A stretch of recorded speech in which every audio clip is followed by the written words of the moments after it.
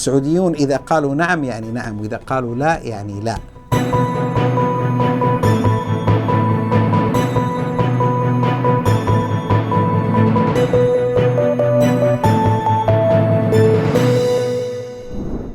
السلام عليكم ورحمة الله وبركاته، وأهلا وسهلا بكم في قناة تحولات يقرأها عليكم محمد آل سلطان.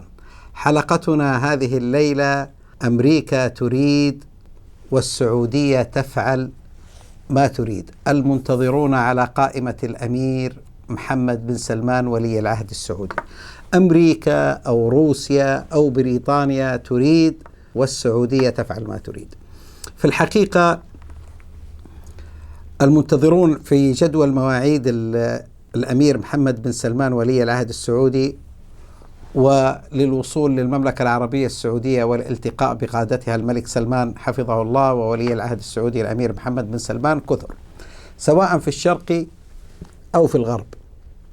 وشركاء المملكة العربية السعودية كثر في العالم، والفرق أن السعودية تتعامل مع جميع الشركاء بندية لأسباب سأذكرها يعني لاحقا. في الشرق هناك روسيا وأوكرانيا، اتصالات متواترة للرئيس بوتين وأيضا للرئيس الأوكراني، والصين أيضا هناك اتصالات وربما زيارة قادمة للرئيس الصيني. وفي الغرب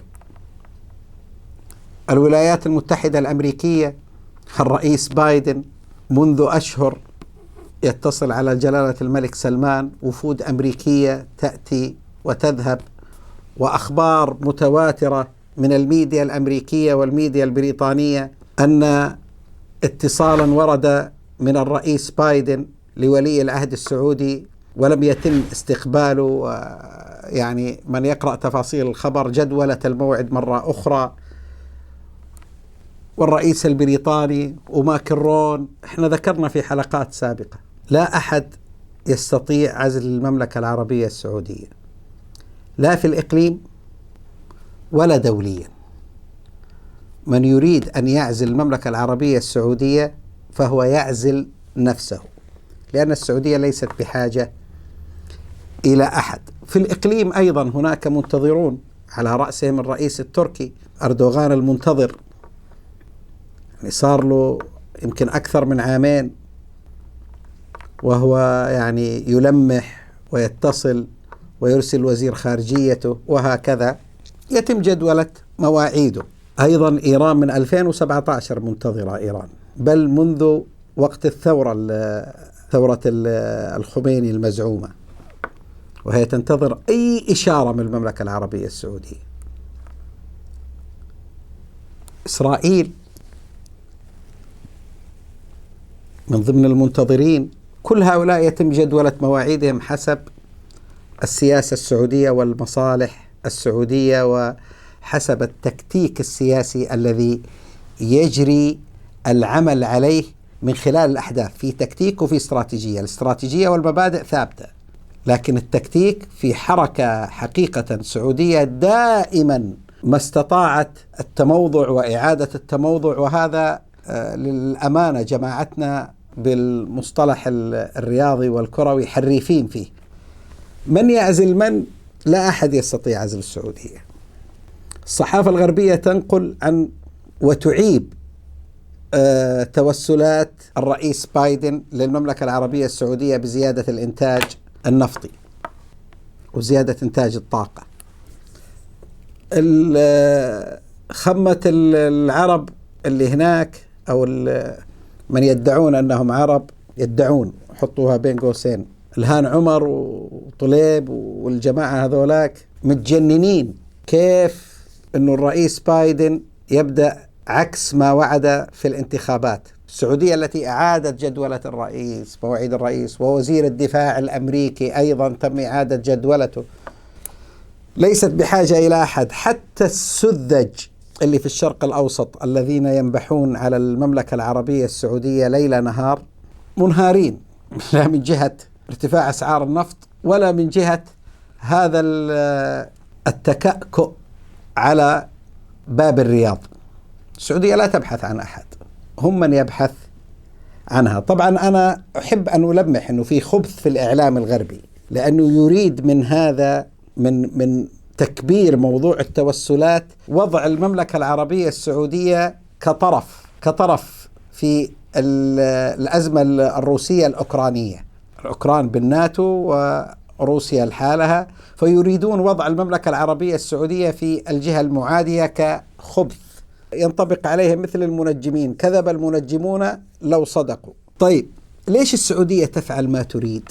لماذا استطاع القرار السعودي عبر التاريخ؟ في السياسة هناك دول، يعني هناك مصالح متشابكة، ومفهوم موضوع أنك أنت تتغاضى لأجل مصلحة وتحصل على مصلحة، هذا مفهوم في السياسة. أصحكم تفكروا أنه في عملية التكتيك وفي عملية المصالح المتشابكة، أنا أخذ مصلحة من هنا وأنت تحصل على مصلحة من هناك وهكذا، أنه هذا يعني هذا شرع في السياسة أصلا. لكن لماذا عادة هناك استقلال للقرار السعودي إلى درجة أنه إحنا نقول أنه هم يريدون والسعودية تفعل ما تريد؟ أولا ثقل السعودية وقوتها نتيجة أول شيء إمكاناتها الذاتية، يعني لم تكن عبئا على أي حليف أو شريك استراتيجي، لم تكن عبء، ولم ترمي نفسها في أي اتفاقيات تقيدها أبدا. فإمكاناتها الذاتية أولا اعتمادها على الله عز وجل، ثم على شعبها، ثم على إمكاناتها ومواردها الذاتية وإمكانياتها السياسية والدينية والروحية والاقتصادية والعسكرية أيضا. إحنا شفنا السعوديون لا يلقون خبرا لكل الضوضاء التي تحدث حوله. معرض الدفاع في الرياض، عشرات الدول ومئات الشركات قدمت للمملكة العربية السعودية، وعقود صناعة عسكرية، مصانع صواريخ وطائرات، وتقارير تتكلم على تقدم في هذا المجال، تقارير غير سعودية، تقارير غربية تتكلم على تقدم في الصناعة العسكرية مهيب مع الشركاء في الصين. ولا يعني مثل ما قال الأمير في ذا أتلانتيك I don't care، هو لا يهتم. وأيضا عقود حتى مع الشركات الأمريكية اللي كان يقول للرئيس بايدن إنه سوف يمنع الأسلحة وسوف يمنع الكذا، تصنيع أجزاء من الثاد ومن الباتريوت يعني ما في صفقات تعدي دون محتوى محلي. هذا يذكرني بكلام الأمير الداهية الأمير بندر بن سلطان سفير المملكة العربية السعودية الأسبق في الولايات المتحدة الأمريكية ورئيس الأمن القومي في فترة، بيتكلم يقول إنه عادة ما تكون السعودية في وقت الانتخابات، وهذا نتيجة لثقل السعودية في وقت الانتخابات الأمريكية، وذكرنا ذلك في حلقات راجعوها، ماذا يدور حول العلم الأخضر في البيت الأبيض، وماذا سيحدث للسعودية لو خسر ترامب وفاز بايدن، وما الذي عرفه رؤساء أمريكا وأنكره أعداؤها عن السعودية وأنكره أعداء. ارجعوا للحلقات هذه على أساس تؤطروا موضوع علاقة السعودية مع أمريكا ومع الغرب عموما ومع غيره. يقول إنه عادة السعودية تكون نتيجة لثقلها السعودية، إسرائيل والصين وروسيا والمكسيك لأنها بلد مجاور، عادة ما تكون هذه الدول مادة خصبة في الانتخابات الأمريكية، إما مع أو ضد، وعادة ما تكون ضد المملكة العربية السعودية لأنهم يريدوا أن يكسبوا اللوبي الصهيوني النافذ في واشنطن ونيويورك والولايات المتحدة. واللوبي الصهيوني ترى يعادي المملكة العربية السعودية، مو لذات المملكة العربية السعودية أيضا، لوقوفها في قضايا العرب والمسلمين وخلافه. يعني السعودية هذا حرجع لها المبادئ، لأنه إحنا تكلمنا عن الإمكانات الذاتية وحنتكلم على المبادئ فيما بعد. والأمير حتى في ذا أتلانتيك الأمير محمد بن سلمان يقول الأمريكان يعرفوا مصالحهم، أنا ما حتكلم عنهم، هو غير مهتم. إحنا عندنا في الولايات المتحدة الأمريكية تقريبا استثمارات ب800 مليار بالإمكان خفضها، وعندنا استثمارات في الصين تصل إلى أكثر من 100 مليار وأمامها فرص كبيرة لرفعها، والأمريكان يعرفون مصالحهم. إحنا ما نتكلم على سياسة الآخرين، إحنا نتكلم نعول على أنفسنا. مرة ترامب طلع في مؤتمر صحفي وقال إنه لن يهدم الاقتصاد الأمريكي ويعادي المملكة العربية السعودية، لأنها باختصار يمنع عنها الأسلحة، لأنها باختصار سوف تذهب إلى الصين وروسيا غيرها من مصادر. والسعودية ذهبت قبل ترامب وبعد ترامب وفي حضور بايدن، والمعرض الدفاع الأخير مهم أيضا. حتى إعدام ولا عليها في المنظمات التي تتشدق بالحرية وحقوق الإنسان، تم جمع كل البيض الفاسد من التنظيمات الإرهابية، من الإخوان، من الملحدين، من الكذا، وإعدامهم في يوم واحد، ولا عليها ولا يرفلها جفن. يعني أنا هذه البلد على أساس تعرفون أيها السعوديون والعرب والمسلمون الذين يشاهدوننا في كل مكان، ثقل هذا البلد ولا عليها في أي أحد، ولا هي جايبة، هي دونت كير. المبادئ، الإمكانات الذاتية تكلمنا عليها، المبادئ اللي تقوم عليها المملكة العربية السعودية يعني في سياستها، أولا قبل كل شيء مصالح شعبها. فين مصلحة شعبي وفين أنا قادر على أني أنمي بلدي وأحصل على التنمية وأحصل على أكبر تنمية في الشرق الأوسط موجودة في المملكة العربية السعودية، أكبر إنتاج للمياه المحلاة، أكبر إنتاج للطاقة الكهربائية، أكثر من 50 مطار موجود، موانئ، كل هذه التنمية، صناعة عسكرية، صناعة مدنية متفوقين فيها، أمور كثيرة تنتجها وتصنعها السعودية وتزرعها وغذائها ودوائها وسلاسل إمدادها، تعمل عليها بشكل كبير جدا من العدم، من الصفر. ما كان في مستعمر يبني لنا جامعات أو يبني لنا أو يعطينا تعليم أو كذا. احنا الأول الأول في الدول العربية والثاني بعد إسرائيل في الشرق الأوسط في براعات الاختراع وفي الأبحاث العلمية. جامعاتنا متصدرة أفضل الجامعات في الشرق الأوسط وعلى مستوى العالم، من ضمن 500 جامعة عندنا أكثر من جامعة. مدننا أيضا. السعودية تنظر إلى مصالح شعبها أين تكون.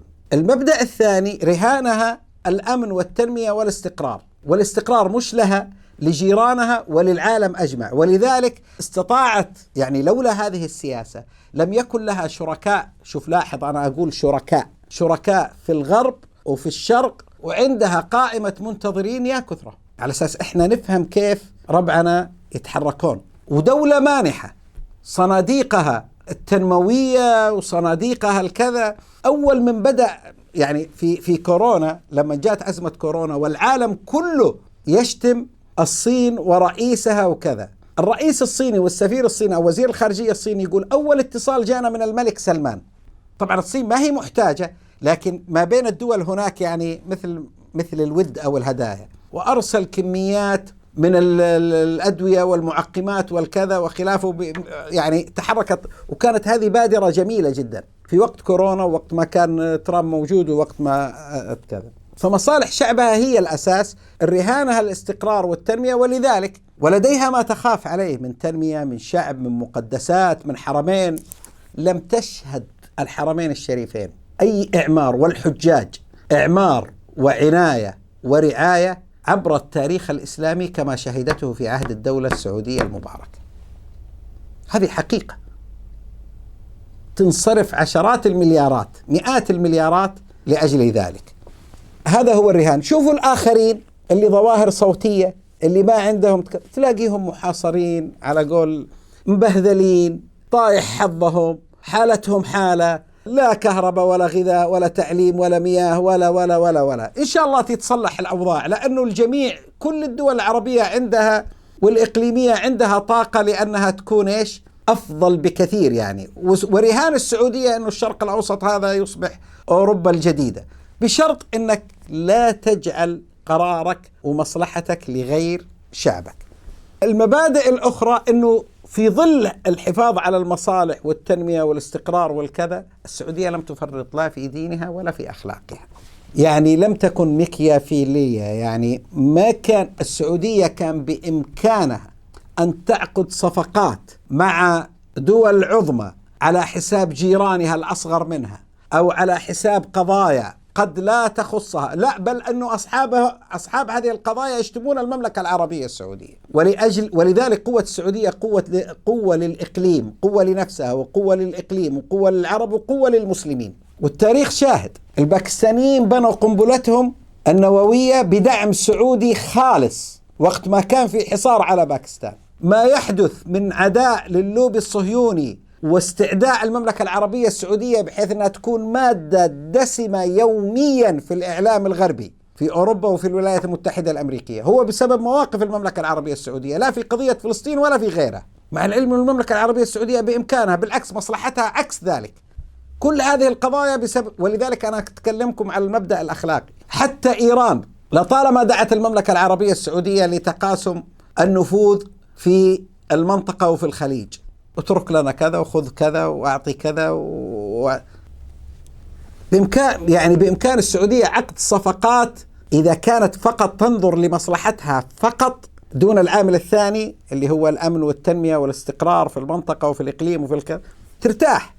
لو السعودية تسوي مثل دول أخرى في الإقليم، ولا داعي لأن أسميها، كل كروت هؤلاء تسقط لأنها هي الجائزة الرابحة، هي الكفة الراجحة. استقلال القرار السعودي، وأتكلم على خبث الإعلام الغربي. الإعلام الغربي يريد أن يضع المملكة العربية السعودية في قلب الأزمة مع روسيا، وفي الحقيقة أن المملكة العربية السعودية هي مع قرارها هي فيما يتعلق بالطاقة وفيما يتعلق بالنفط ومع أوبك بلس كمنظومة. ولذلك أعطت في مؤشرين، قالت أنه السعودية حريصة على الإمداد واستقرار إمدادات الطاقة في العالم وأنه ما يكون في خلل، وفي ذات الوقت على اتفاق أوبك بلس. متى ما هذه العاملين كانت موجودة فالسعودية حريصة على ذلك. لو حدث خلل في الطاقة وفي الاستقرار العالمي السعودية أيضا سوف تبادر، لكن إذا الأمور نتيجة عوامل أخرى هذا موضوع آخر. مع روسيا نفسها، حتى أثبت خبث الإعلام الغربي الذي تناسى سريعا، مع روسيا نفسها في مارس 2020 السعودية تحدت روسيا وبوتين، ولا أبالغ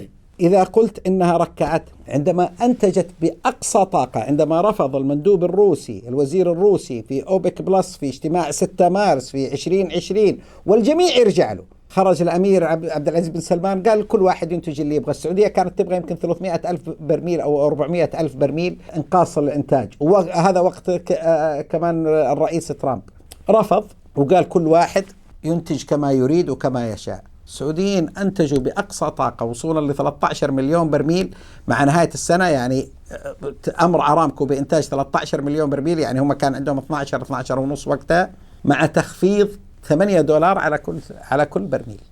إلين جاء الروسي على طاولة المفاوضات وتم تقريبا توزيع الخفض على كل الدول، والسقف الإنتاجي اللي للسعودية كان 10.5 أو 9.5 رفعته إلى 11.5 بجوار روسيا، والجميع خفض 23% أو 22% من كل الحصص.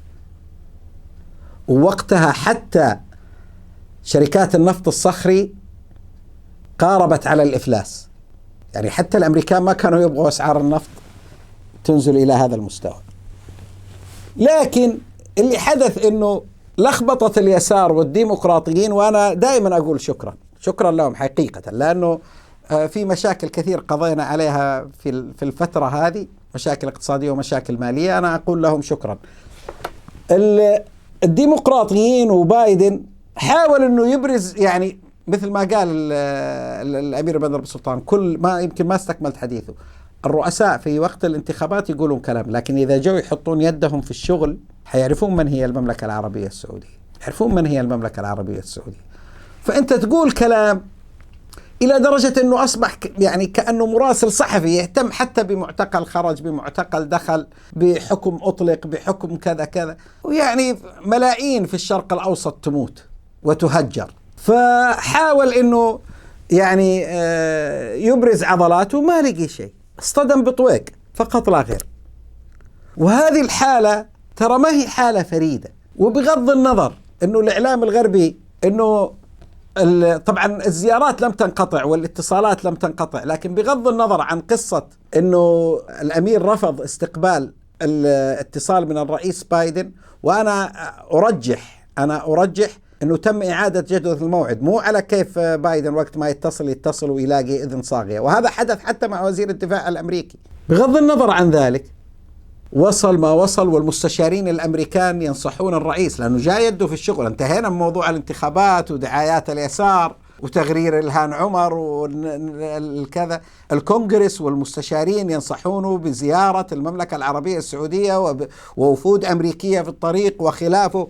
أهلا وسهلا، نحن نتكلم مع الجميع، لكن ترى أنا أبغى أذكركم، ترى أوباما زار المملكة العربية السعودية 4 مرات. لم تتراجع السعودية لا في الربيع العربي عن موقفها، ولا في وقت أسعار النفط عندما كانت في أعلى المستويات. وهذه بمذكرات أوباما نفسه، بمذكرات أوباما. وتذكروا كيف استقبل أوباما في عهد الملك عبد الله وفي عهد الملك سلمان، رحم الله من مات وأطال الله في عمر الملك سلمان. المشاهد نقلتها الميديا الغربية. تذكروا كيف صار، وش صار. وتذكروا مذكرات هيلاري كلينتون، مش السعوديين أو كذا كتبوا، لا، لما السعودية دخلت البحرين وأغلق الأمير سعود الفيصل، كذا تقول أغلق الأمير سعود الفيصل السماعة في وجهه لأنه قالت لا ما تدخلوا، ونصحته بعدم الدخول. وأيضا في موقف مصر والتحرك السعودي في مصر بشهادة الرئيس السيسي، وكيف اشتغل الأمير سعود الفيصل وزير خارجية يمكن لمصر في الفترة الحرجة جدا في تاريخ مصر. وهذا مش حتى كذا ولا حتى ترى في الخمسينات، ترى منذ الملك عبد العزيز وموقفه مع روزفلت، وماذا قال روزفلت عن الملك عبد العزيز في موضوع قضية فلسطين، رغم التزوير الساذج والخبيث واللا أخلاقي الذي تقوله بعض الأصوات ما يشغلونه. لكن في الخمسينات أيضا الملك سعود ابن الملك عبد العزيز عندما رفض أن يكون للجزائر مقعد، دخل بعلم الجزائر في مبنى الأمم المتحدة. ولذلك لما أكلمك على المبدأ الأخلاقي، السعودية يعني ممكن مصلحتها مع فرنسا أو ممكن كذا، استعداء ليس من مصلحة أي بلد، استعداء أمريكا أو أوروبا أو الدول العظمى هذه ليس من مصلحته إلا بلد واثق من نفسه. ليس لنا مصلحة في استعداء الآخرين، لكننا نحافظ على مبادئنا وأخلاقنا ومصالحنا وقرارنا وسيادتنا. السعودية دولة مانحة ولا لأحد منة عليها، كما يذكر الأمير محمد بن سلمان عندما رد على ترامب الذي كان دائما يطيل لسانه مش على كل قيادات العالم وعلى أعضاء الكونغرس وحتى على حزبه، حتى على الحزب الجمهوري. يعني استعداء ماكين وبوش وكذا كثير من الجسم، ما حد رد عليه إلا الأمير محمد بن سلمان في بلومبيرغ.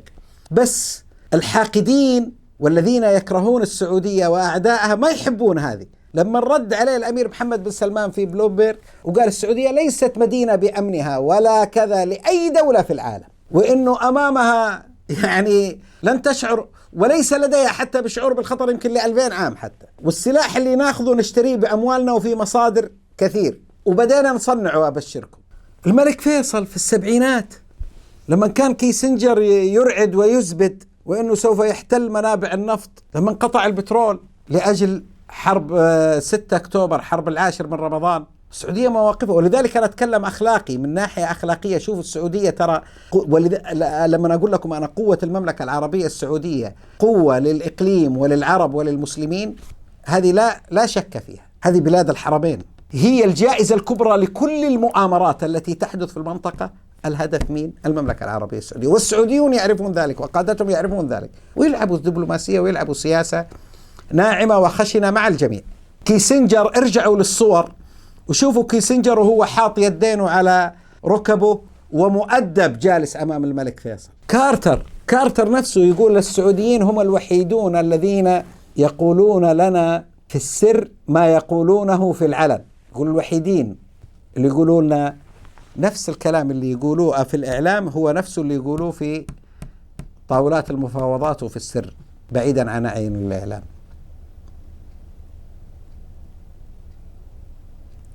وترى في بعض المواقف ترى قبل ما يكون في نفط، ترى السعودية حتى مع إيران وقت الاستقلال، وقت استقلال دول الخليج وكذا، ترى قطعت العلاقات مع الشاه. ترى وقت الجزائر السعودية ما عندها نفط ولا عندها كذا، ولكن عندها مبادئها وعندها شعبها وعندها إمكانياتها وعندها إيمانها. نفس الوضع مع الملك عبد العزيز. المبدأ الأخلاقي اللي أنا أقوله لكم ترى هذا راسخ في سياسة المملكة العربية السعودية، وهذا راسخ أيضا في الأزمة الحالية. وهذه نقطة مهمة يمكن فاتت علينا، اللي هو موضوع اتفاق أوبك بلس. السعودية دولة صحيح قائدة في أوبك بلس ومتزعمة، لكن اتفاق أوبك بلس يكون بالإجماع، والسعودية لا تنقض اتفاقياتها إلا من خلال المنظمة نفسها. إذا رأت المنظمة نفسها شيء فيما يتعلق بتسريع زيادة 400 ألف برميل بموافقة المنظمة نفسها. السعوديون إذا قالوا نعم يعني نعم، وإذا قالوا لا يعني لا. نفس الوضع في الثمانينات مع ريغن ومع كارتر. السعودية حصلت على F-15 وعلى الأواكس وطلبت صواريخ من أمريكا وراحت للصين وأحضرت صواريخ رغم أنه ما كان في علاقات. وطرد السفير الأمريكي لما حاول أنه إيش؟ طردوا الملك فهد مباشرة خلال 24 ساعة. من يطرد سفير أمريكا غير السعودية؟ جيبوا لي دولة عربية طردت سفير، أو دولة في العالم طردت السفير مباشرة لأجل أنه أساء الأدب في كلمة، قال أنه كيف تأخذوا من الصين وإحنا حلفاءكم وكذا وما أدري فين. من يقطع علاقة مع دولة غربية لأنها صرحت تصريح، فقط تصريح بالكلام مو بالفعل، مع كندا ومع ألمانيا غير المملكة العربية السعودية. أنا أريد أن أقول هذا الكلام حتى يفتخر السعوديون والعرب والمسلمين والخيرين بهذا البلد. السعودية نفسها في مبدأها الأخلاقي، حتى على خلافها مع عبد الناصر مع موضوع الناصرية، عندما في النكبة وفي وقت الحرب، شوفوا موقف السعودية مع عبد الناصر في تلك الأيام وفي مؤتمر الخرطوم، وماذا قال الملك فيصل؟